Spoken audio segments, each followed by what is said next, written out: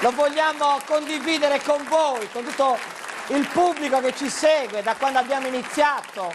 Abbiamo iniziato nell'86, fra poco faremo 30 anni, abbiamo iniziato nell'86 nel teatrino di Sant'Eulalia, dove a vederci c'erano sempre mia madre, la madre di Daniele, la madre di Lorrai, la zia, la nonna. Infatti abbiamo fatto prima una foto a 10 minuti rotti sparenti, e poi per fortuna il gruppo è aumentato. Mi ricordo ancora le prime piazze che abbiamo fatto in giro per la Sardegna. Mi ricordo la prima piazza nel Sassarese, eravamo partiti con la 127 di Daniele, Vigurari, con le scenografie dell'Imperiale, Paremus Albanesus, senza offendere gli albanesi, magari rari. Eravamo arrivati a Ploaghe, in questa piazza, quindi noi tutti emozionati, prima piazza nel Sassarese, e mi ricordo che dopo lo spettacolo si era avvicinato questo signore anziano e ci aveva detto: no, bravi, siete bravi, ma se fossi in voi farei balli sardi, però. Della serie, cambiate repertorio. Un'altra volta invece mi ricordo in un altro paese, in questa Ulassai, mi ricordo che c'era il palco e poi lì non c'erano, il pubblico era nelle macchine, tipo drive-in. Ve lo giuro, davvero, tutte le macchine lì, quando vanno a applaudire suonavano il clacson.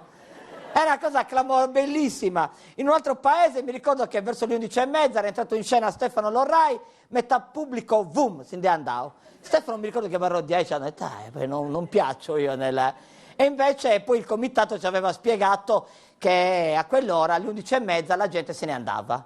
Anzi, era già molto che erano rimasti, perché alle 11:30, però vedere metà paese che se ne va fa impressione, dici, ma stai sul serio, è una cosa...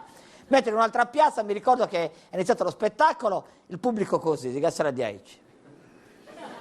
Allora tu sei nel mestiere, ci butti le battute, quelle che sai che fanno ridere dappertutto, sacchi le battute e il pubblico così. Metà spettacolo così, alla fine è così.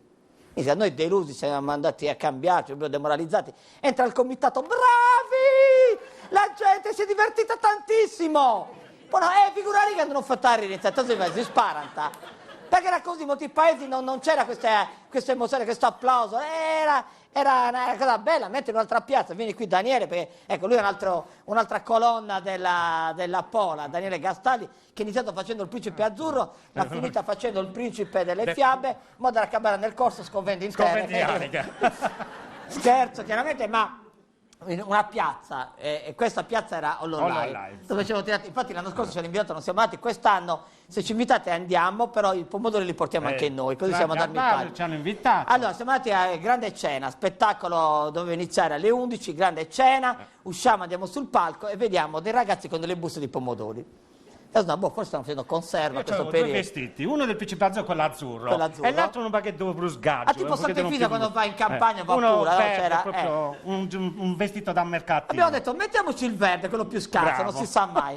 Daniele entra, salve, sono il Principe Azzurro, e parte un pomodoro che taglia la piazza e si stampa qui nella maglietta di Daniele. Io dico, allora lì da capocomico dico, un attimo, fermi. Allora, noi siamo venuti qui per lavorare, se dovete fare così, noi ce ne andiamo. E la piazza si è zittita.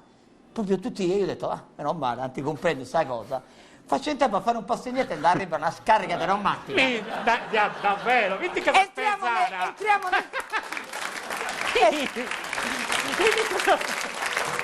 Allora, entriamo nel camerino, chiudiamo la porta e si intende... E noi eravamo lì disperati, spaventati, stavamo già pensando, sentivamo qualcuno battere nei legni, abbiamo detto stanno preparando il cappio per impiccarci, come facevano nel Far West. 5 minuti così di silenzio, dopodiché entra il presidente della festa, bravi ragazzi, bravi. Buffai!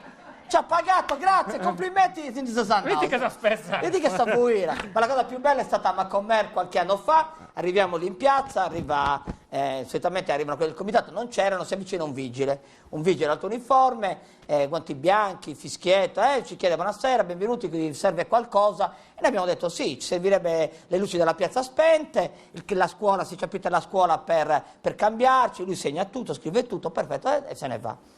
Insomma, dove iniziare lo spettacolo alle 10, luci accese, scuola Serrara. Siamo scambiati in piazza di Aici. Allora arrivano del comitato, ma dice, perché non iniziate? No, perché avevamo chiesto di spegnere le luci, di aprire la scuola. E chi l'avete chiesto? E c'era prima il vigile, quello in alto uniforme. Chi? Il vigile, quello in alto uniforme a fischietto. Cusso è su sempre sabida.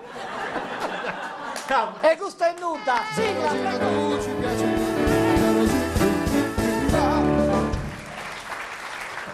C'è E forza ditemelo di che Rai siamo, forse. Ma non siamo alla Rai, dai. Non voglio sapere di che Rete 4 siamo immediatamente, Ma non è Rete 4, dai. Ditemi subito di che canale ci Italia Unghie! Ma questa è videolina, zia, meno male che intanto si fa vedere. E anche tu dovresti farti vedere di più. Da un medico bravo, ma Ecco, bravo. Ma non è canale 5. No, queste videoline sono Massimiliano Medda. Cioè, questo l'avevo capito. Ma tu infatti non sei mica Panariello. Vabbè, non ci vorrà mica paragonare a Panariello. Non è... Ma stai scherzando? Guarda che quello lì per far ridere la gente si traveste. E invece guarda tu, non hai bisogno di travesti, sei così, fai ridere al naturale. La verità è che lei sta esagerando, Zerosina, E perché tu quando sei venuto al mondo non hai esagerato un Non è pochino? vero, mica così, lascia cattivo. fare. Guarda che questo è un programma ambiguo. Questo? A partire da quello lì che fa finta di suonare la pianola. Ma che? Mezzogiani non fa finta, lui suona davvero. Sì, certo, i campanelli a scuola, il clacson della macchina, e perché i citofoni no? E vogliamo parlare di quel pittore, Ma quello chi, Bob? Bob Marungiu. Ma no. Ma che nome è? Bob Marungiu. Cioè, cos'è? Parente di Marlon Brando? Ma non dica Cioè, queste e se si fidanzasse con una che si chiama, che ne so, Jennifer Porco? No, è fidanzato, no, si chiama Jennifer Porco. Davvero? Sì. E il figlio come si chiama? Ma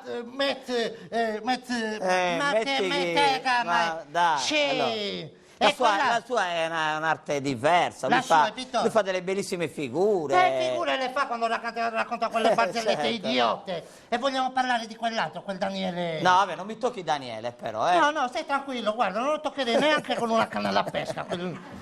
Che azzeccasse una volta il risultato delle partite dei Cagliari. Ma non una è volta. vero, non è vero. Una volta, Vedi che secondo me è lui che porta sfiga alla squadra. Vabbè, ma perché smetti. non gliel'ha fatta la medicina dell'occhio? Ma quale medicina dell'occhio, scusa? No, infatti c'ha ragione, non servirebbe. Un miracolo ci vorrebbe, guarda. È così come... Altro da dire, Eia, così come quello là che sta in piccionaia. Ma chi? Matteo Bruni? Come si chiama? Matteo Bruni. E che nome è? Matteo Bruni ed è biondo. Vabbè, cosa c'è? Ma ne vogliamo parlare che fa radio in televisione. È come mettere la moto in una macchina.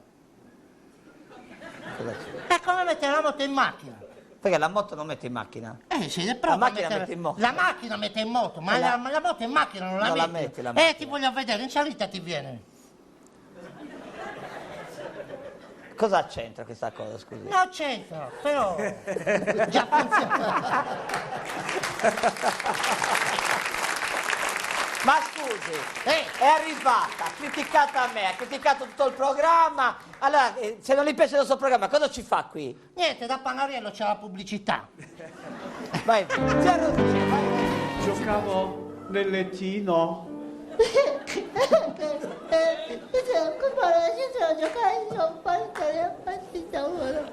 Una zanzara si avvicinò.